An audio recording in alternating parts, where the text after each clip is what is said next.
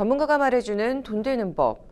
자, 어제였죠. 19일부터 모빌리티 혁신 및 활성화 지원에 관한 법률, 일명 모빌리티 혁신법이 시행이 됐습니다. 모빌리티 혁신을 체계적으로 수행하고 활성화하기 위해서 제정된 법인데요. 이번 주에는 이 법에 관해서 얘기 한번 해보도록 하겠습니다. 변호사님 어서 오세요. 네. 자, 오늘은 좀 세무사님의 개인 사정으로 인해서 변호사님만 모셨습니다. 자, 첫 번째 질문 드릴게요. 먼저 모빌리티가 무엇인가에 대해서부터 좀 이해가 필요해 보입니다. 우리말로 풀었으면 이 모빌리티가 이동성. 근데 하지만 좀 한 번에 와닿지는 않거든요. 그래서 변호사님, 이 모빌리티 혁신법에 좀 어떻게 정의를 하고 있는지 설명해 주시죠. 네. 기존의 여객이나 운송 서비스를 생각해 보면 노선과 시간이 이렇게 좀 정해져 있고 그 시간과 장소를 맞추어야만 이용을 할 수 있었는데, 이에 반대되는 수요자 중심의 맞춤형 이동을 가리키는 말을 모빌리티다, 이렇게 생각하시면 됩니다. 즉 자율주행차나 드론 같은 이런 신기술 외에도 그 자동차나 오토바이, 심지어는 도보까지도 수요자에 맞춘 서비스라고 한다면 모빌리티에 포괄되는 개념이라고 보실 수 있을 것 같습니다. 네. 자, 그렇다면 이 법의 가장 핵심적인 부분이 될 텐데요. 모빌리티 규제 샌드박스 제도에 대해서 좀 살펴보겠습니다. 먼저 이 규제 샌드박스가 무엇인지부터 변호사님께 설명해 주시죠. 네, 규제 샌드박스란 신기술을 활용한 새로운 제품과 서비스는 이게 그 기준이나 규격이나 이제 요건을 맞는 법령 제정이 대단히 어렵습니다. 기존 법령을 적용하는 게 불합리하거나 인허가 신청이 아예 금지된 경우가 많은데, 이럴 때 이제 기존 법령의 적용을 일정 범위에서 면제시켜 줌으로써 사업을 해줄 수 있도록 하는 그런 제도를 말합니다. 기존에는 이제 산업융합, ICT, 그다음에 금융 등 6가지 분야에서 이제 금융규제 샌드박스가 도입되었는데요. 이제 모빌리티 분야에도 규제 샌드박스가 도입이 된 것입니다. 네. 자, 앞으로 좀 신속한 지정 기대해 볼 수 있을 것 같습니다. 그렇다면 실제로 이 규제 샌드박스를 신청하는 기업에서는 어떤 지원이 있을까요? 네, 규제 샌드박스를 신청해서 규제 특례를 받게 될 경우에는 2년 이하의 유효기간 내에서 사업을 하게 되고요. 유효기간이 만료되기 전에 관련 법령이 정비되지 않은 경우에는 2년 이하의 기간에서 이것을 또 연장할 수 있게 됩니다. 그 외에 이제 모빌리티 혁신법에서는 사업 시행의 비용 일부를 보조하거나 융자받을 수 있는 이런 규정들도 마련이 되어 있습니다. 네, 좀 이제 앞으로 좀 더 다양하고 많은 모빌리티 서비스가 나올 수 있을 것 같습니다.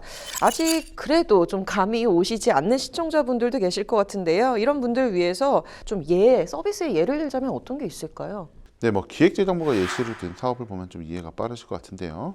그 자율주행 택시나 수륙 양용 버스 같은 이게 미래 기술이구나 하고 단번에 느껴진 서비스 외에도 그 주차를 도와주는 주차 로봇, 교통이 불편한 지역 주민을 위한 공유 차량 서비스, 자율주행차를 이용한 이동 말고도 청소, 숙박, 관광, 영화 서비스도 전부 모빌리티 사업에 포함될 수 있습니다.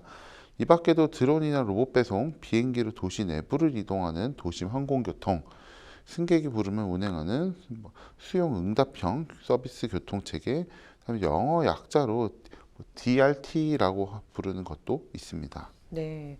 그런데 사실 가장 좀 쟁점인 게 자율주행차 혹은 드론이 만약에 사고에 휘말렸다. 이럴 경우 어떻게 해야 되나 좀 많은 분들이 궁금해 하시는데요. 이미 외국에서는 좀 그런 사례들이 있었죠. 네, 있었던 걸로 알고 있는데요. 우리보다 이제 모빌리티 혁신이 좀 앞서 나가고 있는 다른 나라들에서도 여러 가지 좀 어려운 점들을 겪고 있습니다. 미국 샌프란시스코에서는 세계 최초로 24시간 자율주행 택시를 허용하였다가 이 택시가 행인을 치는 그런 사고가 발생했고, 환자를 태운 응급차를 가로막아 병원 이송이 늦어지는 경우도 있었으며 환자가 결국 사망하는 그런 일도 있었습니다. 아직까지는 이제 자율주행 기술이 좀 완전하지는 않아서 돌발 상황에 대한 대처가 아쉽다고 볼 수 있습니다. 이에 대한 대비가 좀 충분히 있어야 된다라는 주장은 여전히 있고요. 그리고 또 교통사고 시 조치 의무에는 신고나 2차 사고 방지 조치 등도 포함되는데, 운전자가 없는 자율주행차의 경우에는 이것을 어떻게 누가 해야 되느냐, 여기에 대해서는 아직 규정이 없습니다. 네, 앞으로 또 많은 것들이 개선이 돼야 될 것 같은데요. 이게 예상하기 힘든 사고나 손해에 대한 대책 이런 것도 좀 마련이 돼야 될 것 같습니다. 자, 우리 법에서는 좀 어떻게 규정하고 있죠? 네, 모빌리티 혁신법에서는 특례를 부여받은 자가 발생할 수 있는 인적, 물적 손해배상을 위해서 사업 전에 뭐 책임보험을 가입해야 되고 그럴 수 없는 경우에는 이제 배상 방안을 마련해야 한다라고 하고 있습니다. 아마 실제로는 이게 기존의 다른 샌드박스 제도랑 비교해 보면 다른 제도들도 보통 이제 보험 가입으로 이렇게 해결을 하고 사고가 발생하지 않도록 보통은 이제 전문위원회 같은 걸 설치해서 이제 거기에 각계의 전문가들을 모시는 방식으로 대응해 나가고 있습니다. 그리고 또 다른 이제 규제 샌드박스 제도에서는 임시허가 제도라고 해서 안전성 등의 입증을 전제로 아직 관련 법령이 정비되지 않은 경우에도 유효기간이 만료된 사업을 허용하는 제도가 이렇게 있는데 모빌리티 샌드박스에는 또 이건 포함되지 않았습니다. 그리고 규제 특례가 부여된 사업자는 모빌리티 관련 데이터를 이렇게 제출해야 될 의무가 부과될 수 있습니다.